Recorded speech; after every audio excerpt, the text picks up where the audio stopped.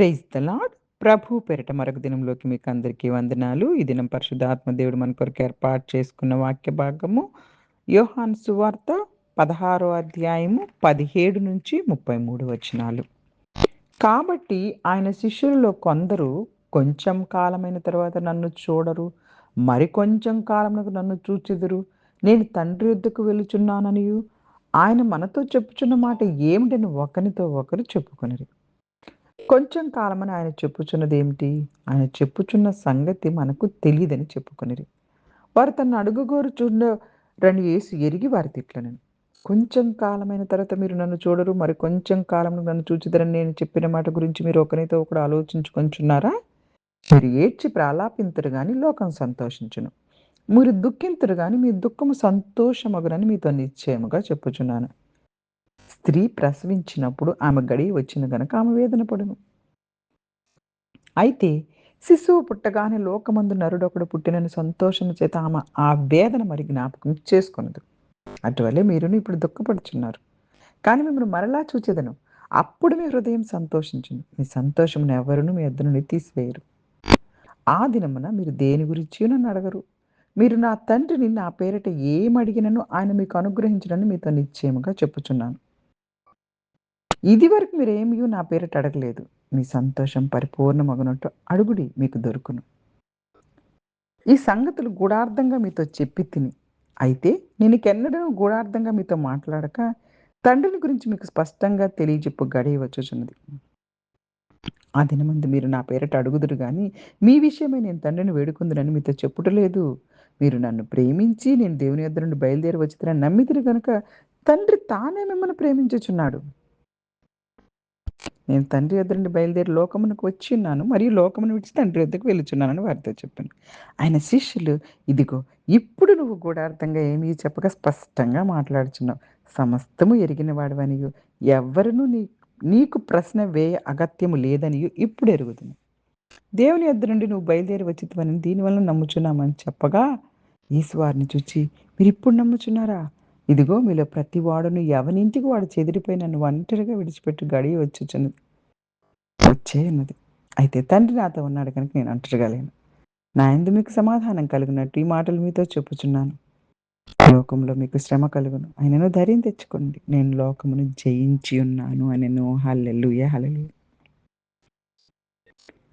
పరిశుద్ధాత్మ దేవుడు ఈరోజు ఈ వాక్య భాగాల ద్వారా మనతో మాట్లాడడానికి ఇష్టపడుతున్నారు. యోహాను సువార్త 16వ అధ్యాయము 16వ వచనంలో కొంచెం కాలమైన తర్వాత మీరు నన్ను ఇక చూడరు, మరి కొంచెం కాలంకి నన్ను చూచెదరు అని చెప్పిన మాటతోటి మనం ముగించుకుందాం. ఇక్కడ శిష్యులు ఆ తర్వాత మాట్లాడుకుంటున్నారు. కొంతకాలం తర్వాత మీరు నన్ను చూడరు, మరి కొంతకాలం తర్వాత నన్ను చూస్తారని చెప్పినప్పుడు అర్థం చేసుకోలేక ఒకరితో ఒకరు మాట్లాడుకుంటూ ఉన్నారు. కొన్నిసార్లు దేవుని యొక్క వాక్యము, దేవుని యొక్క మాటలు వెంటనే అర్థం కావు. కానీ విశ్వాసంతో ఆయన పైన ఆధారపడితే అవన్నిటిని పరిశుద్ధాత్మ దేవుడు మనకు అర్థం చేయిస్తారు. అసలు ఇది ఏం సంగతి అని వారు తమను అడుగుగోరుచున్నారని యేసుక్రీస్తు ప్రభువు గ్రహించారు. వారి మనసులో ఉన్న సందేహాన్ని అన్నీ తెలిసిన దేవుడు. ఆది తెలుసు, అంతం తెలుసు. త్వరలో వారు దుఃఖిస్తారని, కానీ దుఃఖం ఆనందంగా మారుతుందని చెప్పారు. స్త్రీ ప్రసవ వేదన అనుభవించిన బిడ్డ పుట్టిన తర్వాత ఆనందించే ఉదాహరణను, ఎగ్జాంపుల్‌ని చూపిస్తూ ఉన్నారు ఇక్కడ. మనందరికీ తెలుసు కదా! స్త్రీ ప్రసవిస్తున్నప్పుడు పడే నొప్పులు, ఇబ్బంది, వేదన, ఆ బాధ చాలా భయంకరంగా ఉంటుంది. ఒక స్త్రీ ప్రసవించేటప్పుడు ఆమెకి 270 ఎముకలు ఇరిగినంత నొప్పొస్తుంది. అలాంటి గడియలు ఆమె చాలా వేదన పడతది. అయితే శిశువు పుట్టగానే అసలింకా బాధ, ఆ నొప్పిని మరిచిపోయి ఆ బిడ్డని చూసి ఆనందపడిపోతూ ఉంటుంది. అందుకే యేసుక్రీస్తు ప్రభువారు కూడా వారి సందేహాన్ని చూస్తూ, వారి యొక్క ఇబ్బందిని, వారి మాటల్ని గ్రహించి వెంటనే వారికి ఈ యొక్క అంటే ఎగ్జాంపుల్ ద్వారా తెలియపరుస్తున్నారు. ఆ దినము ఆయన ఖచ్చితంగా వాళ్ళందరూ కూడా దుఃఖపడతారని తెలియపరుస్తున్నారు. స్త్రీ ప్రసవ వేదన అనుభవించి బిడ్డ పుట్టిన తర్వాత ఆనందించే ఉదాహరణ చెప్తూ, ఆయన మరణం వల్ల శిష్యులు అంత వేదన పడతారు, అంతగా దుఃఖిస్తారు. అసలెందుకిలా జరుగుతుంది? ఏం జరుగుతుంది అసలకి? ఈ బాధొద్దు, ఈ కష్టమొద్దు అని అనిపిస్తుంది. కానీ పునరుద్ధానం తర్వాత వారు గొప్ప ఆనందాన్ని పొందుతారు. శిశువుని చూసి ఎంత ఆనందపడిపోయిందో తల్లి, ఆ విధంగానే మన జీవితాల్లో కూడా కష్టాలు శాశ్వతం కాదు. దేవుడు సరైన సమయాల్లో ఆనందాన్నిస్తారు. యేసుక్రీస్తు ప్రభువారు తన నామంలో తండ్రిని అడగమని చెప్తున్నారు. ఏది కావాలంటే అది నా నామం పేరిట మీరు అడగండి. ఖచ్చితంగా తండ్రి మీకు అనుగ్రహిస్తారు. ఇదివరకు మీరేం నా పేరట అడగలేదు. మీ సంతోషం పరిపూర్ణమైనట్టు ఇక్కడ అడగండి. ప్రార్థన ద్వారా మనం దేవునితో సన్నిహిత సంబంధాన్ని కలిగి ఉంటాం. యేసుక్రీస్తు ప్రభువారు ఇప్పటివరకు ఉపమానాల ద్వారా బోధించారు గానీ, ఇక్కడ చివరి వచనాల దగ్గరికొచ్చేసరికి గూఢార్థంగా మీతో ఇప్పటివరకు చెప్పాను. ఇక మీతో గూఢార్థంగా ఏం మాట్లాడను. తండ్రిని గురించి స్పష్టంగా తెలియచెప్పు గడియొచ్చింది. యేసుక్రీస్తు ప్రభువారు ఇక తన మరణం దగ్గరకొస్తుంది కాబట్టి శిష్యులతోటి ఇంకా స్ట్రెయిట్‌గా మాట్లాడేస్తున్నారు అన్ని విషయాలు గూడాను.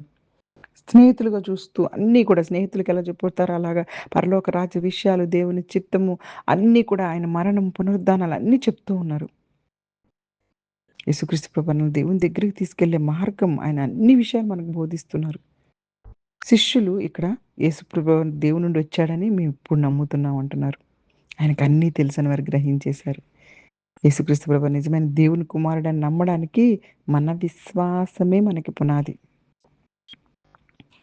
అయితే యేసుక్రీస్తు ప్రభు శిష్యుల్ని హెచ్చరిస్తున్నారు. త్వరలోనే వారు చెదిరిపోతారని మీరిప్పుడు నమ్ముచున్నారా? కానీ మీరు ఒక దినం నన్ను విడిచిపెట్టేసి ఒంటరిగా వచ్చి గడియ వస్తుందని చెప్పేసి.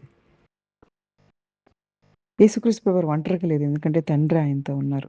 మనుషులు మనల్ని విడిచినా దేవుడు మనతో ఉంటాడు. లోకంలో మీకు శ్రమ కలుగుతుందయితే ధైర్యం తెచ్చుకోండి. నేను లోకమును జయించి ఉన్నాను. హల్లెలూయా! హల్లెలూయా! యేసుక్రీస్తు ప్రభువు తన శిష్యులకు జీవితంలో కష్టాలు తప్పవని చెప్తున్నారు. భయపడొద్దని చెప్తున్నారు. ఆయన లోకంలోని పాపము, సాతాను శక్తిపై విజయం సాధించారు. ఇది మన విశ్వాసం, మన నమ్మకం. హల్లెలూయా! ఆయన పట్ల విశ్వాసం, నమ్మకం ఉంటే విజయములు పరిస్థితులను బట్టి కాదు, యేసుక్రీస్తు ప్రభువాన్ని బట్టి మనము అన్నిటిని కూడాను జయించగలుగుతాము.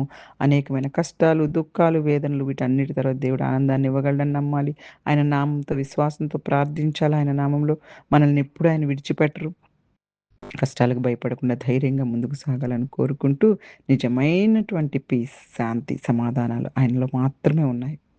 కాబట్టి జీవితంలో ప్రతి పరిస్థితిలో నీపై విశ్వాసం ఉంచే కృపను మాకివ్వమని దేవుని ప్రార్థిస్తూ, దుఃఖాలను ఆనందంగా మార్చుకుంటూ, కష్టాల్లో ధైర్యంగా నిలబడుతూ, యేసుక్రీస్తు ప్రభువారి ద్వారా లభించే సమాధానము, శాంతి మన జీవితాల్లో ఉండాలని కోరుకుంటూ, చిన్ని వాక్యాన్ని దేవుడు ఆశీర్వదించి దీవించునుగాక. ఆమేన్. God bless you all. God bless you all.